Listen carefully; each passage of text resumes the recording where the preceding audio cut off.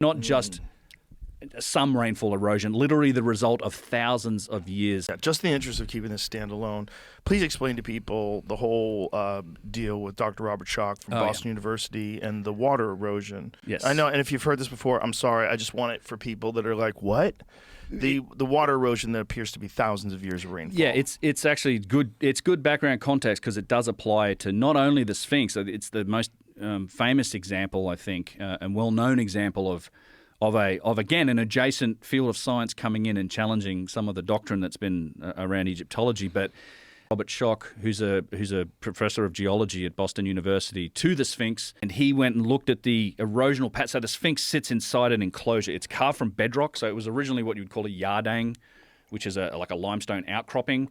And they cut down in this big enclosure, and they cut the floor, and then they sort of shaped the Sphinx from this natural outcropping of bedrock. He looked at that and went, that's rainfall erosion. But not just some rainfall erosion, literally the result of thousands of years. It's the only way you would get these patterns in the stone is thousands of years of rainfall erosion. Obviously, Giza's a really, really dry. I mean, Egypt's a really dry place these days. You have to go back to time periods pre-4000 BC when the Sahara was a savanna.